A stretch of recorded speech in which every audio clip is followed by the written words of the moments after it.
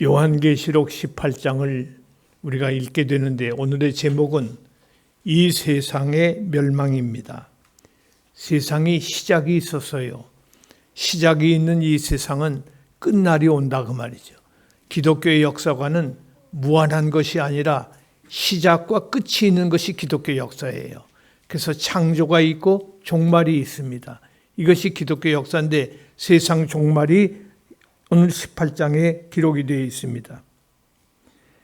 바벨론은 이 세상을 말하고 있는데 이 세상의 끝이 온다는 것을 오늘 1절, 2절에서 말하고 있어요. 큰 성이 무너졌도다. 귀신의 처소와 각종 더러운 영이 모이는 곳과 더럽고 가증한 새들이 모이는 바벨론이 무너졌도다. 1절과 2절에서 무너졌도다, 무너졌도다, 바벨론이 무너졌도다. 망했다는 말입니다. 성이 무너졌다는 말은 망했다는 말이에요. 확실히 갑자기 망한 것입니다. 세상은 이렇게 갑자기 분명하게 망할 것입니다. 찬란하고 사람들이 살기 좋은 세상이 이제 광야가 되었다는 겁니다. 이상한 일이죠. 광야가 뭡니까? 빈들이라고도 성경은 말을 하는데 사막이 되었다는 말이에요. 사람이 살지 못하는 곳, 더러운 새들이 모아있는 곳, 그리고 더러운 영, 이것은 귀신들을 말해요. 이 빈들에 지금 귀신들이 우글거리고 있습니다. 폐허가 되었다는 말입니다. 황폐한 곳을 말해요. 이 귀신들이 황폐한 곳에 모이는 이유가 있습니다. 누가복음 11장 24절 이하에서 말씀이 있습니다. 귀신들이 물 없는 곳을 찾아 쉴 곳을 얻지 못하고 이르되 내가 나온 집에 돌아가리라 하고 가서 보니 청소하고 수리되었거늘 가서 더 악한 7 귀신을 데리고 들어가 거하니 그 사람의 나중 형편이 전보다 더 심하더라. 이 말씀이 뭐예요? 물 없는 곳은 광야를 말해요. 물 없는 곳을 찾다가 쉴 곳을 얻지 못했다. 쉴 곳을 얻지 못하니까 빈들이나 사막에 사람이 살 수 없는데 7 귀신이 들어오게 된 거예요. 왜냐하면 7 귀신과 자기 귀신 합쳐서 8 귀신이 마음에 들어간 것입니다. 그 마음에 마귀가 살기 좋은 곳이 되었기 때문에 결국 그 빈 마음에 이 귀신, 8 귀신이 들어갔습니다. 예수를 잘 믿고 예수님을 영접해야 할 인간의 마음이 빈 마음이 될 때, 이게 문제예요. 마음이 비어 있을 때에 마귀 살기 좋은 곳으로 변한다 그 말입니다. 쫓겨날 때 광야에 간다 했으니 거기에는 귀신에게 괴로운 곳입니다. 왜? 사람도 살 수 없는 곳에 귀신이 살기 좋다고 있을 리가 없습니다. 망할 세상, 지옥 같은 세상이에요. 그래서 마귀도 지옥을 싫어해요. 마귀도 지옥 가는 걸 무서워합니다. 2절을 보세요. 각종 더러운 영, 가증한 새들이 모이는 곳, 그것이 광야고 그것이 황폐한 곳이고 그것이 망할 곳입니다. 아름답게 보이는 세상은 이렇게 끝날 날이 반드시 옵니다. 반드시 망하는 날이 올 것입니다. 4절을 보세요. 거기서 나오라고 그랬어요. 4절 다시 보세요. 내가 들으니 하늘로부터 다른 음성이 나서 이르되 내 백성아, 내 백성, 하나님의 백성이 된 사람들아, 거기서 나와 그의 죄에 참여하지 말고 그가 받을 재앙들을 받지 말라. 그의 죄에 참여하지 말고 세상 죄와 야합하지 말고 거기에서 그 재앙을 받지 말고 나와라. 거기서 나오라고 명령하고 있습니다. 하나님께서 자기 백성에게 나오라고 하십니다. 어디서? 세상에서 나와서 어떻게 하랍니까? 그가 받을 재앙을 받지 말라고 하십니다. 받으면 그는 영원한 지옥으로 수월로 떨어지기 때문입니다. 우리가 잘 아는 요한 번연이라고 하는 사람이 쓴 철로 역장에 이런 말이 있어요. 기독자는 두려워 떨다가 어느 날 갑자기 집을 떠났다. 어느 날 갑자기 집을 떠납니다. 장차 큰 변동이 올 것을 알려주고 그가 떠났다는 것입니다. 장차 큰 변동이 올 것을 기독도가 철로 역정에서 장망성이라고 그랬어요. 장망성이 뭐지요? 장차 망할 성. 장차 망할 성. 장차 망할 성을 보고 그곳을 떠났다는 겁니다. 날마다 시마다 나가는 생활을 우리는 계속해야 됩니다. 이것이 성경이 알려주는 오늘의 장망성을 나가라는 말입니다. 세상에서 밥 먹고 물 마시고 옷 입고 집 짓고 그러나 마음이 세상에 안주하지 말라 그 말이에요. 이 세상은 천국인 것처럼 여기가 좋사오니가 아닙니다. 우리는 여기서 안주하면 안 됩니다. 마음은 늘 짐을 챙겨서 떠날 마음을 가지고 준비하라는 거예요. 언제든지 떠날 준비를 해야 돼요. 물에 빠졌다 나오듯이 그 물에 걸렸다가 나오듯이 안주하면서 이 정도면 좋지, 이 정도는 내가 만족하지 하고 안주하지 말고 떠날 준비를 하라. 저 유명한 감리교를 창설한 요한 웨슬리 목사님은 이렇게 말했어요. 목사는 항상 세 가지를 준비하라. 첫째는 죽을 준비해라. 두 번째는 이사갈 준비해라. 언제 떠날지 몰라요. 이사갈 준비를 하란 말이에요. 이 세상이 안주할 것이 아니다. 내가 있을 곳이 거기가 영원한 곳이 아니라는 겁니다. 죄에서 떠나는 노력을 해야 돼요. 죄를 지으면서 그 죄가 좋다고 아름답고 나를 기쁘게 한다고 안주하지 말고 떠날 노력을 해라. 죄를 하나씩 떠나는 마음을 늘 가져야 된다. 하루에 2번 거짓말하던 사람이 이제는 1번으로 줄이고 이제는 영 거짓말을 안 하는 사람이 되는 그것이 우리가 해야 할 일이 되는 것입니다.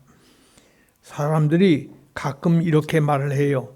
나는 용서할 수가 없어. 그 사람은 용서할 수 없어. 적어도 그 사람이 내가 잘못했습니다라는 사과를 할 때까지는 난 용서할 수 없다고 하는 심리를 가지고 있어요. 남을 용서하지 않으면 결국 자기가 손해를 볼 거예요. 마가복음 11장 25절에서 아무에게나 혐의가 있거든 용서하라. 아무에게나 혐의가 있거든 용서하라. 그리하여야 하늘에 계신 너희 아버지께서도 너희 허물을 사하여 주시리라. 남을 용서해야 아버지께서도 너희 허물을 용서할 것이다. 예수님이 주신 말씀이에요. 내게 와서 용서를 빌지 않는 한 나는 용서할 수 없다는 생각은 자기를 못 받고 있는 무리를 용서해달라고 아버지여 저들을 사하여 주옵소서 저들이 자기의 하는 일을 알지 못합니다. 기도한 예수님의 기도와는 반대의 세상이기 때문에 우리는 용서하는 마음을 가져야 됩니다. 죄를 떠나는 것은 여기서 나가는 것이라고 성경은 분명히 말했어요. 세상에서 나가는 것, 죄를 떠나지 않을 때에 죄와 야합하는 생활을 할 수밖에 없기 때문에 죄와 야합하지 않으려면 거기에서 떠나라. 결국 세상과 함께 망할 것이기 때문에 그러하라는 겁니다. 죄를 우리가 하루에 2번 지었다면 이제는 1번으로 줄이고 아니면 그것까지도 없애버리는 그것을 우리가 계속 떠나는 연습을 해야 돼요. 한 걸음 더 나가서 5절로 6절에서는 죄대로 채워지는 심판이 있다. 죄대로 행한 대로 심판을 하신다. 5절로 6절을 보세요. 그의 죄는 하늘에 사무쳤으며 하나님은 그의 불의한 일을 기억하신지라. 하나님이 하늘에 사무친 죄를 기억하시고 계십니다. 그가 준 그대로 그에게 주고 그의 행위대로 갑절을 갚아주고 행한 것 갑절로 심판하십니다. 그가 섞은 잔에도 갑절이나 섞어 그에게 주라. 이것이 하나님의 말씀이에요. 이 세상이 끝나기까지 죄를 범하다가 사람들은 하늘에 사무칠 정도로 죄를 범하고 있습니다. 하늘에 닿을 정도로 죄를 범하는 것이 악한 인생의 모습이에요. 그 죄를 범하여 해를 끼친 그대로 이 세상에 갚아주겠다고 말씀을 하는 거예요. 어떻게 갚는가 보세요. 그가 섞은 잔에도 갑절이나 섞어 그에게 주라. 6절 하반절에 있는 섞었다는 말은 채웠다는 말입니다. 모든 악을 갑절이나 채운 것입니다. 어제 1번 악을 행했는데 오늘은 2번 하는 거예요. 악이 갑절로 채워졌습니다. 모든 악을 갑절로 채워졌을 때 그 사람이 일생 지은 죄의 대한 진노를 갑절이나 채워서 심판하신다는 말입니다. 일생 동안 내가 10만 원어치 죄를 범했으면 갑절을 채워서 그 심판을 하시는 하나님. 얼마나 심판이 무서운지 여러분 심판이라는 말을 자주 들어서 별로 실감이 안 날지 모르겠지만 이 심판은 아주 공정한 심판이에요. 엄유하신 심판입니다. 7절을 보세요. 그가 그랬어요. 그가가 누굽니까? 7절 그가 얼마나 자기를 영화롭게 하였으며 사치하였든지 그만큼 고통과 애통함으로 갚아주라. 그가 마음에 말하기를 나는 여왕으로 앉은 자요 과부가 아니라 결단코 애통함을 당하지 아니하리라 하니. 그가라는 말은 세상을 말하는 거예요. 세상이 늘 자기만 생각하는 것이 세상이에요. 오늘 죄송합니다. 우리 예수 믿는 사람 중에도 이기심이 꽉 차서 신앙생활도 이기적으로 하는 사람이 있어요. 기도를 해도 자기만 위한 기도, 자기 자식만 위한 기도, 자기 남편만 위한 기도. 그거는 좋은 기도도 되겠지만은 그것은 별로 하나님이 바라는 기도가 아니에요. 그래서 대도하는 기도를 하나님이 기뻐하셔요. 우리의 원수를 위해서 기도하라고 말해요. 우리의 나를 오히려 해하려고 하는 사람을 위해서 기도해 주는 것이 우리가 해야 할 일입니다. 그 원수는 세상은 어떻게 사는고 하니 자기를 영화롭게 합니다. 자기를 어떻게든지 영화롭게 하려고 노력을 해요. 사치했다고 그랬어요. 세상에서 잘 보이려고 잘 먹고 잘 사는 것이 그게 성공이라고 생각을 합니다. 요한일서 2장 16절에서 이 세상의 모습을 이렇게 정리합니다. 육신의 정욕, 안목의 정욕, 이생의 자랑이라고 그랬어요. 육신의 정욕, 잘 먹고 잘 쓰는 것에 대한 욕심, 안목의 정욕, 보기 좋은 것을 늘 보겠다고 하는 욕심, 옷과 거칠애와 영광과 사치를 스스로 받겠다고 하는 욕심, 이생의 자랑, 세상적 가치관을 가지고 사는 사람, 이생의 자랑을 하는 사람이지요. 7절에서 나는 그의 마음에 말하기를 나는 여왕으로 앉은 자여 과부가 아니라 자신의 비참을 보지도 못하고 애통하지도 않겠다는 겁니다. 그러나 고통과 애통으로 갚아주라 하십니다. 하나님의 말씀은 내가 여왕이라고 생각하는 그 사람에게 고통과 애통이 올 것을 말하고 있어요. 8절에 보면 하나님은 인생을 창조하실 때 하나님과 함께 살기를 목표로 하고 지으셨습니다. 8절 보세요. 그러므로 하루 동안에 그 재앙들이 이르리니 그 사망과 애통함을 흉년이라 그가 또한 불에 살라지리니 그를 심판하시는 주 하나님은 강하신 자이심이라. 하나님이 우리를 창조하실 때 영원히 인간과 함께 하시기를 소원해서 인간을 자기 형상대로 창조를 하셨습니다. 그럼에도 불구하고 인간들은 하나님을 배신했습니다. 하나님께서 우리를 생명처럼 사랑하셨는데 인간들은 하나님을 반역을 했어요. 음행자가 된 것입니다. 하나님을 사랑하지 않고 의복과 음식과 쾌락과 문화와 세상의 것을 더 사랑했습니다. 거기에 안주했고 그것에 도취했기 때문에 영적 음행자라고 그랬어요. 하나님을 사랑해야 할 인간들이 세상을 사랑했으니 음행자가 된 것입니다. 9절로 10절에서 많은 왕들이 세상 정신, 다시 말해서 바벨론 정신을 가지고 살고 있어요. 하나님을 배반하고 세상을 사랑하는 왕들로 하여금 행음하게 하는 자다 했습니다. 왕들이 그가 불타는 것을 보고 세상 망하는 것을 보고 울고 가슴을 친다고 그랬습니다. 여러분 최근에 뉴스에 보면 하와이의 볼케노 화산이 터져서 지금 도시까지도 아주 어려움을 당하고 있다는 뉴스를 들었습니다. 이 고난이 무서워서 사람들이 아우성을 칩니다. 큰 성, 견고한 성 바벨론, 한 시간에 내 심판이 이르렀다 그랬어요. 한 시간에 내 심판이 이르렀다. 9절을 보세요. 그와 함께 음행하고 사치하던 땅의 왕들이 그가 불타는 연기를 보고 위하여 울고 가슴을 치며, 세상이 불탈 날이 오는데 화산이 터져도 벌벌 떠는데 세상 하나님의 심판이 올 때 얼마나 무서울까. 이 세상주의의 멸망을 11절로 18절에서 하고 있어요. 총체적 멸망을 말합니다. 11절을 보면 경제가 파탄됩니다. 상거래가 안 되는 거예요. 울고 애통합니다. 12절에 보면 바벨론을 중심하여 매매하던 상품들, 무역품들이 다 팔리지가 않아요.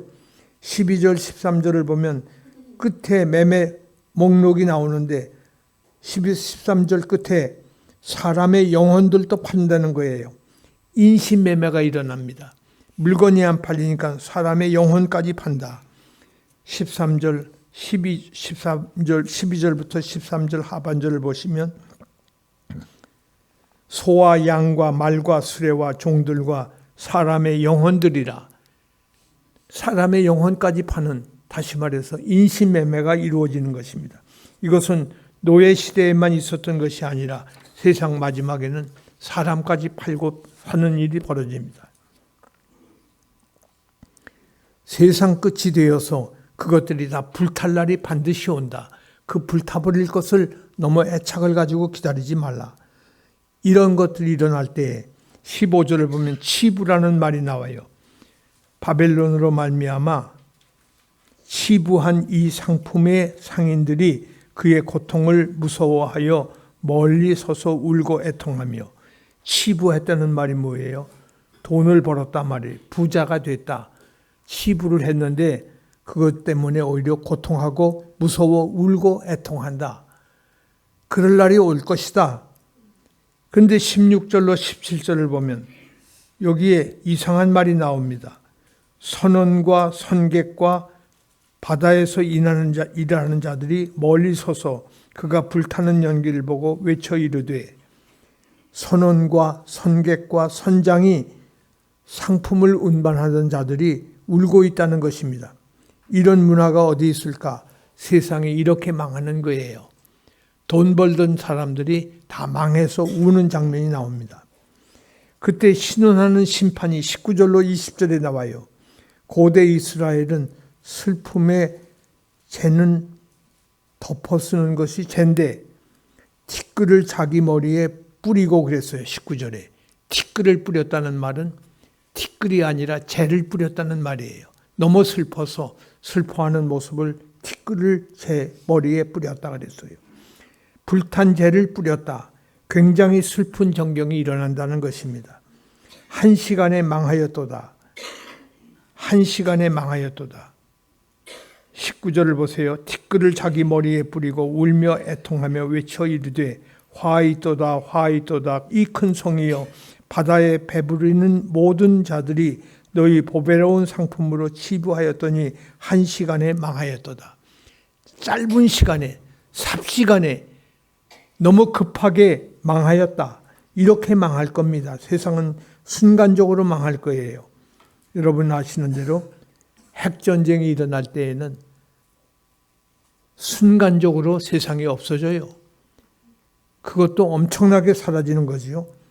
일본의 원자폭탄 2방으로 2차 대전 때 손들고 항복하지 않았어요? 그 일이 지금 북한에서 60개 내지 100개의 원자폭탄, 수소폭탄을 만들어 놨다는데 그거 어떡할 거예요? 그 폭탄은 어떡할까요? 그게 터지면 자신들도 죽어요. 자기도 다 망하고 말 거예요. 3시간에 망할 것입니다. 그런데 이상한 일이 벌어집니다. 20절을 보세요. 하늘과 성도들과 사도들과 선지자들아 그로 말미암아 즐거워하라. 하나님이 너희를 위하여 그에게 심판을 행하셨습니다. 그로 말미암아 즐거워하라는 겁니다. 누가 즐거워하라는 겁니까? 분명히 말합니다. 성도들과 사도들과 선지자들아 그로 말미암아 즐거워하라. 남 망하는 것 보면서 즐거워하라는 것입니까? 이것은 그런 뜻이 아닙니다. 신자가 하나님보다 더 자비할 수는 없습니다. 하나님보다 더 사랑할 수는 없습니다. 하나님보다 더 지혜로울 수도 없습니다.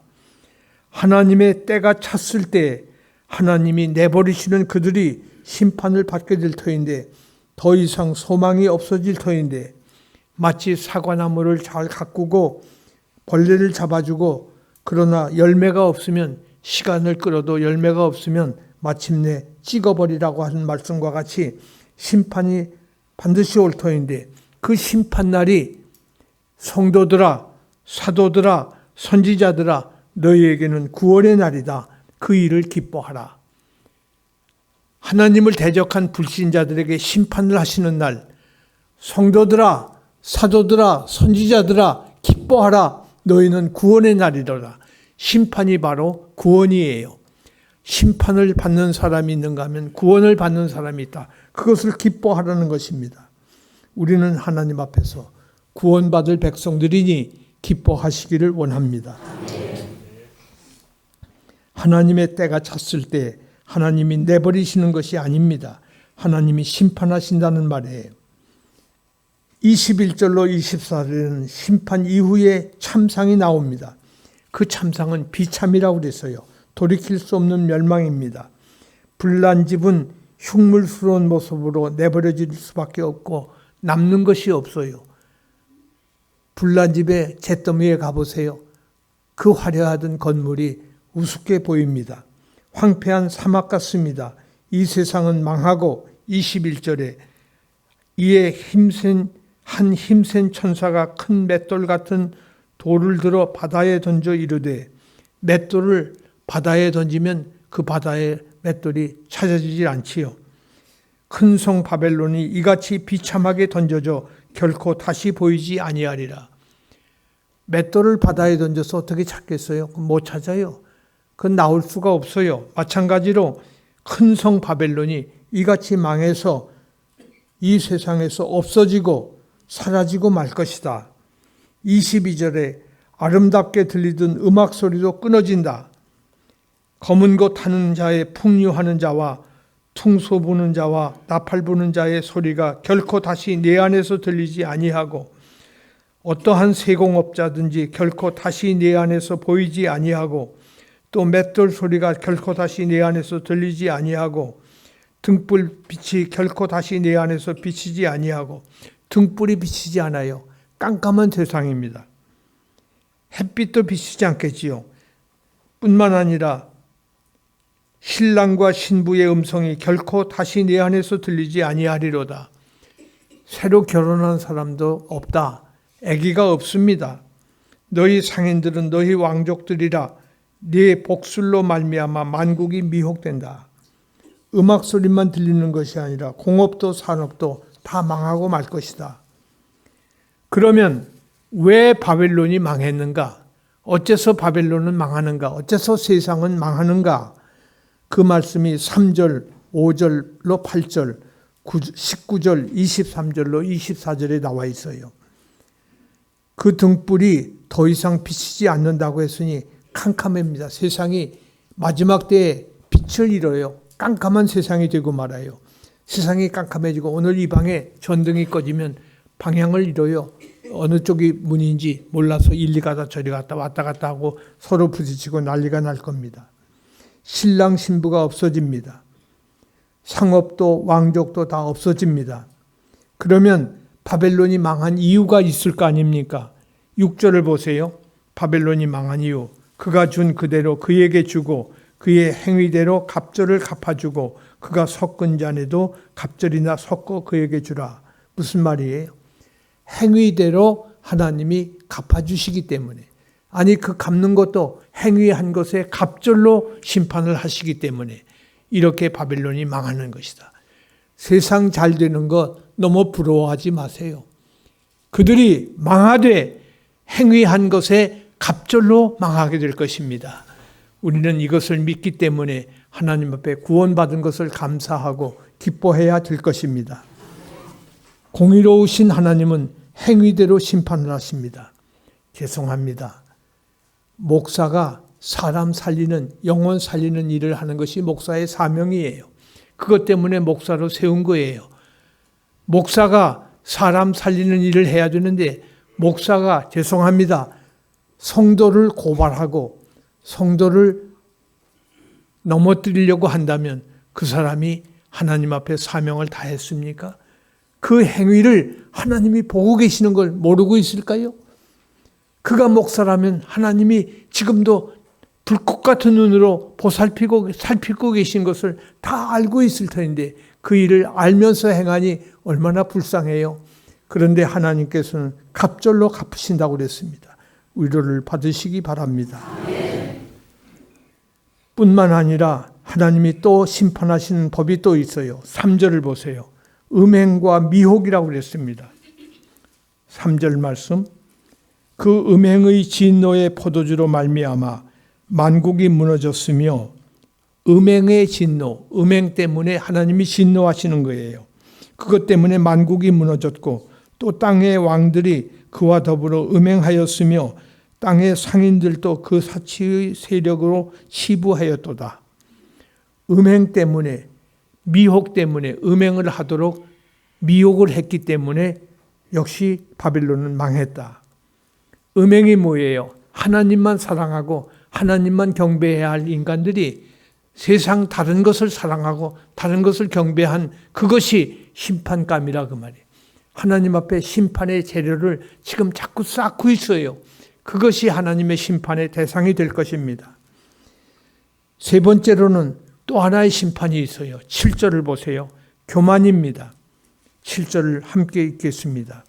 그가 얼마나 자기를 영화롭게 하였으며 사치하였는지 그만큼 고통과 애통함으로 갚아주라. 그가 마음에 말하기를 나는 여왕으로 앉은 자요 과부가 아니라 결단코 애통함을 당하지 아니하리라 하니, 얼마나 자기를 영화롭게 했는가. 그것이 바로 교만죄입니다. 인간의 교만죄가 심판의 대상이에요. 인간은 교만할 이유가 하나도 없어요. 자랑할 존재도 못 돼요. 이스라엘 백성이 원망했지요? 왜 원망했습니까? 애굽에 공동묘지가 없어서 우리를 광야로 끌고 나왔느냐? 모세야. 아니 우리가 가마솥에서 고기 국물 냄새라도 맡았으면 좋을 텐데 여기 와서 굶겨 죽이려고 나왔느냐? 사실은 애굽의 노예로 살 때에는 공동묘지가 없는 것도 아니에요. 고깃가마 옆에 있는 게 좋은 게 아니에요. 아들을 낳으면 나일강에 던져야 돼요. 죽여야 됐어요. 자식을 낳아서 기뻐하는 게 아니에요. 대성통곡을 하며 버려야 되는 것이 그 당시 노예들의 생활이었어요. 그들이 무슨 기쁨이 있다고 애굽을 다시 돌아가겠다고 합니까? 이것은 미련한 자의 소치인 것입니다. 세상이 이런 것인데 바로 이런 세상을 좋아하고 기뻐하고 있습니다. 교만할 이유가 하나도 없어요. 애굽이 좋았다고 자랑할 이유가 없습니다. 우리는 세상을 그리워하지 마세요. 세상은 썩을 것이고 세상은 망할 존재가 되는 것이 세상입니다. 3절을 보세요. 3절 하반절에 이번에는 사치와 치부를 말하고 있어요. 사치와 치부. 하반절을 보면 땅의 상인들도 그 사치의 세력으로 치부하였도다. 돈을 버는데 사치하려고 돈을 벌었어요. 사치하려고 돈을 벌었다. 그것이 역시 심판의 대상이에요. 5절을 보면 더 무서운 말이 나옵니다. 불의가 나와요.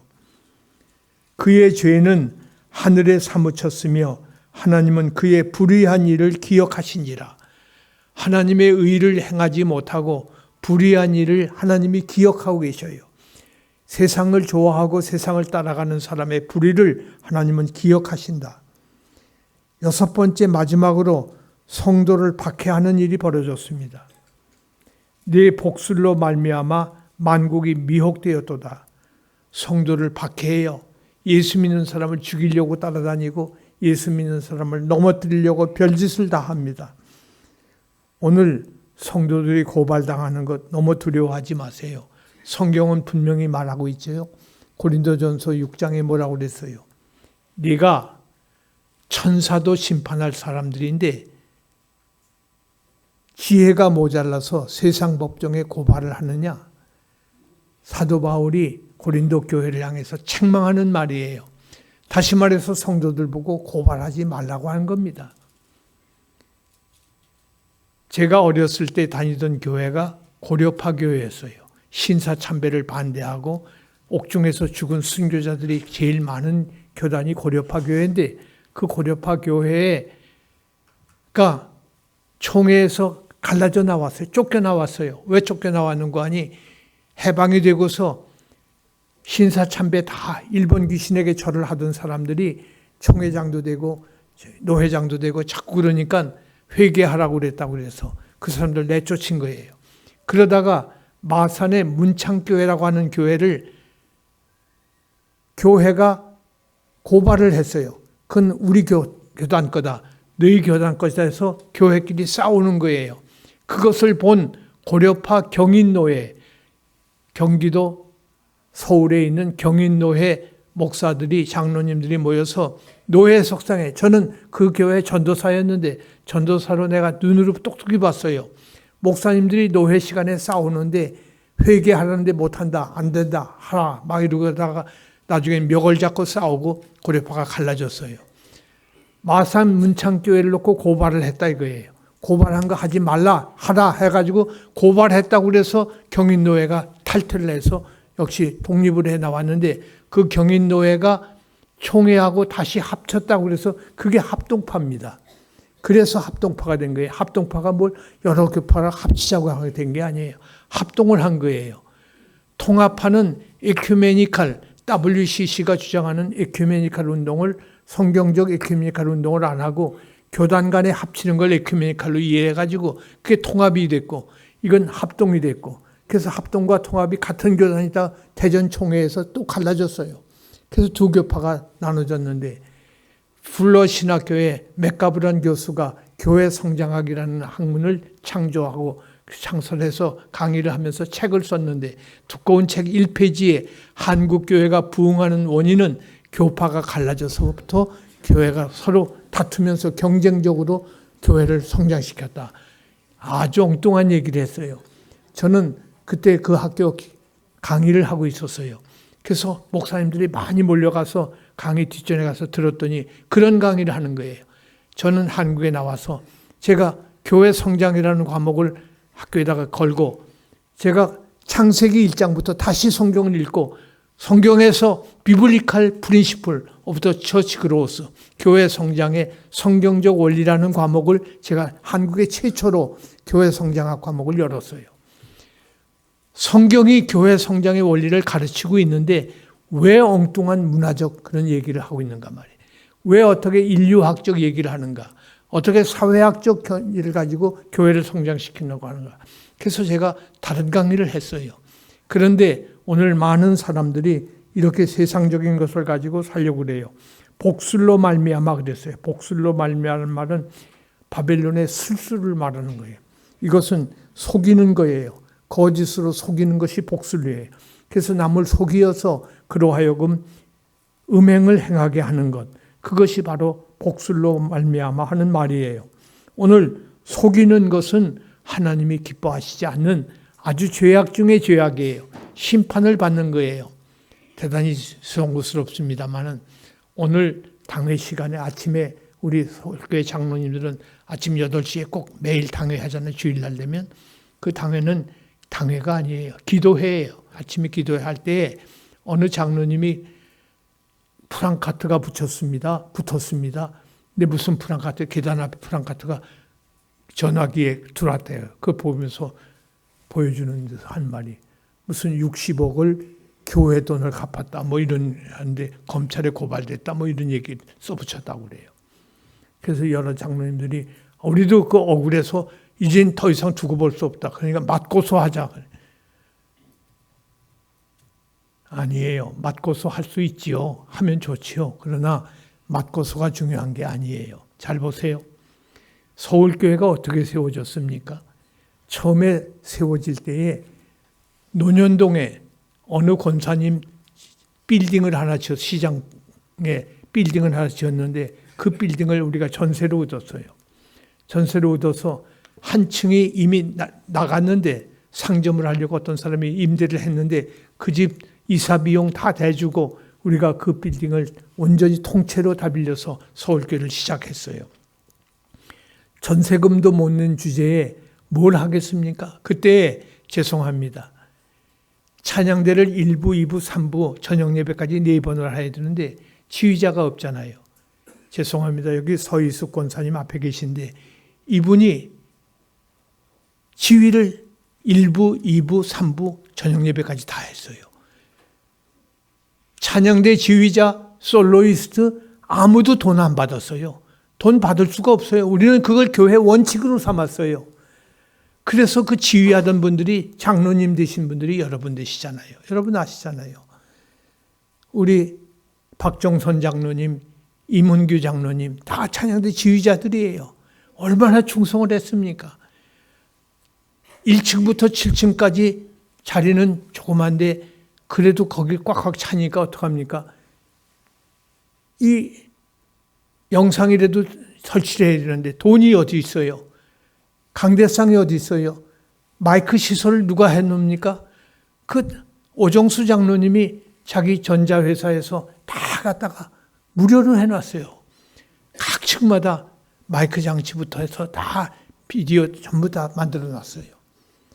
그런가 하면 여기 제가 이름을 일일이 다 부를 수가 없어요. 모든 분들이 이미 돌아가신 박철은 장로님 같은 분은 인쇄소를 했어요. 인쇄소에서 교회 모든 유인물을 다 거기서 찍어오는 거예요. 그래서 지금 서울교회 유인물이 많이 생긴 것은 그때 다 이미 만들어서 그런 거예요. 그런가 하면 모든 장로님, 모든 권사님, 어떤 권사님은 심지어 자기 집에 방석을 갖다 놓고 마룻바닥에 앉을 수 없다고 방석을 깔아주셨어요. 봉사 안 한 분이 없어요. 섬기지 않은 분이 없어요. 다 그렇게 정성껏 했어요.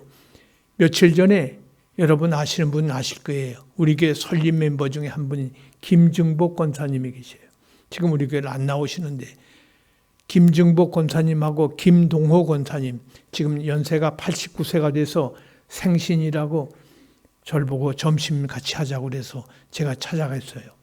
김동호 권사님하고 김증복 권사님이 두 분이 앉아 계신데 제가 그분들에게 그런 말씀을 했어요. 두 분 권사님, 하나님 앞에 가실 날이 멀지 않았는데 가셔서 무슨 말을 하겠습니까? 나 아들 낳고 딸 낳고 집 사고 나 장사 잘하다가 왔습니다. 그 말 아시겠어요? 그런 말씀을 하나님이 묻지도 않으실 거예요. 너 세상에서 뭐 하다 왔니? 물으면 무슨 말 하실 거 있어요? 제가 대답해 드릴까요? 나 세상에 살면서 하나님의 교회, 서울교회를 창설하고 그걸 섬기다 왔습니다. 그 말 두 분은 분명히 할 수 있습니다. 그랬더니 아멘 하면서 너무너무 좋아하시는 거예요. 여러분, 서울교회를 세우고 왔습니다 하는 말 하나님이 얼마나 기뻐하시겠어요? 하나님이 얼마나 좋아하시겠어요? 여기 계신 여러분들은 다 그런 분들이에요. 지금 쓰러져가는 이 교회를 붙잡고 내가 배를 맞고 내가 억울함을 당하고 내가 원통함을 당해도 그걸 끝까지 참고 견디고 기도하면서 그들을 위해서 기도하면서 우리가 이겨냈습니다. 결국은 이제 며칠 후에는 우리가 승리의 나팔을 불며 기뻐할 날이 올 거예요. 그날을 기다리면서 하나님께서 상 주실 줄 믿고 우리가 하나님의 심판을 두려워하면서 준비하는 우리가 되기를 간절히 소원합니다. 바벨론이 이 세상밖에 모르는 도성이라고 그랬어요. 세상만 알고 있습니다. 땅에서 죽임당한 모든 사람의 피가 이 성중에 나타날 것입니다. 피 흘림이라는 말은 바벨론 때문에 생긴 것을 말합니다. 이 세상 주인은 우리를 미혹하고 망하게 합니다. 죄송합니다. 얼마 전에 우리 오정수 장로님이 제 방에 잠깐 들으셨어요. 목사님, 눈물을 흘릴 정도로 아주 애통하는 마음으로 말씀을 주셔요. 제가 잘 들었습니다. 장로님 걱정하지 마세요. 우리 정면 돌파합시다. 억울해도 정면 돌파해야죠. 어떡하겠어요? 어떻게 정면 돌파합니까? 하나님 앞에서 하나님만 바라보고 나갑시다. 그게 제 대답이었어요. 어떻게 위로할 길이 없어요. 여러분, 우리 교회 지을 때에 조금 전에 말씀한 김증복 권사님은 제가 설교 시간에 그랬대요. 재산의 11조를 바쳐라. 저는 기억을 못해요. 그 말을 했는지. 그런데 오 장로님이 그 말을 제가 했다고 오늘도 와서 그러시더라고. 재산의 11조를 바치라고 그러니까 김증복 권사님이 재산을 상당히 높이 잡아가지고 11조를 약속을 했대요. 그런데 한 4천만 원을 못다가 헌금하고 이 교회를 어떤 이유로 떠나게 되셨어요. 그 떠나신 이유는 지금 저쪽편에 가신 어떤 권사님하고 좀 어려움이 있어가지고 결국 내가 같이 있을 수 없다 해서 이 교회를 떠나셨는데 그분이 떠난 다음에 얼마나 교회가 그립고 애처로운지 내가 하나님 앞에 약속한 재산의 11조를 바친다고 약속을 해놓고 못 따라가고 왔다고 해서 그 애를 써가지고 혼자 사는 분이 돈을 4천만 원을 더 만들어가지고 마침내 헌금을 다 했다고. 서울교회를 어떻게 세운 교회인데 하면서 막 그냥 통곡을 하시는 거예요. 무슨 말이에요? 어떻게 이 교회가 세워진 교회인지 여러분들이 다 아시잖아요. 여러분들이 알고 계시잖아요. 내가 예배당을 지을 때 오정수 장로님이 저를 찾아오셔서 하는 말이, 목사님, 제가 CBMC 기독실업인회에 성경 공부를 시켰어요. 그 기독실업인회에서 아는 어떤 장로님 계신데 그분이 돈을 좀 가지고 계십니다. 그래서 제가 그분을 좀 만나보겠습니다. 왜요? 그래도 예배당을 지려면 너무 빚을 많이 주면 안 되지 않습니까? 그분에게 좀 빌려서라도, 개인 돈을 빌려서라도 돈을 좀 확보해야겠습니다. 그럼 만나보시죠. 그분 훌륭한 분 같은데요. 그래서 장로님이 만나고 오시더니 약속은 했지만 잘 모르겠습니다. 확실하지 않아요. 그런데 일은 시작된 거예요. 제가 또 너무 철이 없었지요. 예배당 연말에 헌당식 하겠다고까지 광고를 했대요. 장로님이 가슴이 조이는 거예요. 돈은 교회 예배당 헌당한 다음에 예배당 입당 후에야 헌금이 좀 들어왔지, 그전에는 얼마 없었어요. 헌금이. 강남에 있어도 여러분 잘 아시는 대로 IMF 시대가 왔고 그래서 헌금이 별로 크질 않았는데, 그 작은 헌금을 가지고 예배당을 짓는데 몇 년 만에 지었습니까? 8년 만에 땅을 샀어요. 10년 만에 예배당 건축을 완성하고 입당을 한 거예요. 이런 교회가 무슨 돈이 있겠어요? 돈이 어디 있어서 예배당을 지입니까? 그래서 남에게 빌렸을 수밖에 없는데, 죄송합니다. 오정수 장로님 없었으면 이 교회가 아마 오늘 여기 존재하지도 못했을지도 몰라요. 근데 이분이 정말 자기보다 더, 자기 가정보다, 자기 사업보다 우선한 것이 교회예요. 그래서 교회에다가 모든 헌금을 다 하고, 죄송합니다. 이분이 돈을 빌려주는데 제가 영수증 한번 써준 적이 없어요. 교회가 영수증 써줬는가? 아무도 써준 사람이 없어요. 영수증도 안 받고 돈을 빌려주는 거예요. 돈을 주는데 이걸 어떻게 하면 좋아요? 그런데 이자를 이제 한 달에 조금씩 갚아나가기 시작하는데, 이자만 갚는 게 아니라 원금도 조금씩 갚아나가요. 갚아나가는데 원금을 받아가는데 우리 헌금 들은 것보다 어떤 때는 한 10억 원이 더 들은 거예요. 이건 뭔가 보면 이분이 받아가야 할 것을 아예 올간을 해놓겠다고 또 철없이 제가 그러니까 올간 값으로 일단 10억을 내고 또 10억을 내고 해서 20억이 넘는 올간을 또 파이프 올간을 해놓지 않았습니까? 이렇게 눈물, 피를 다 흘리고 땀을 다 쏟고 온 정성을 다해서 바친 것이 이게 서울교회예요.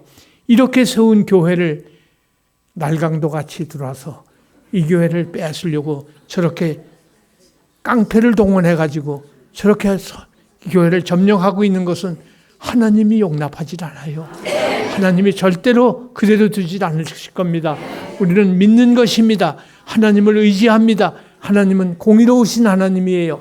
심판의 하나님이에요. 우리는 장로님의 누명을 벗겨드릴 뿐만 아니라 우리는 그분의 공로와 그 정성을 칭찬하고 자랑하고 감사해야 돼요. 용기를 줘야 됩니다. 이것이 교회가 하는 일이고 이것이 교회가 마땅히 해야 할 도리인 줄로 믿습니다. 그렇기 때문에 우리는 하나님 앞에서 이 세상에서 나오라, 세상을 너무 좋아하지도 말고, 그리고 주님께로 돌아와서 주님의 뜻에 맞는 삶을 살고 주님을 기쁘시게 하는 우리가 되기를 간절히 소원합니다.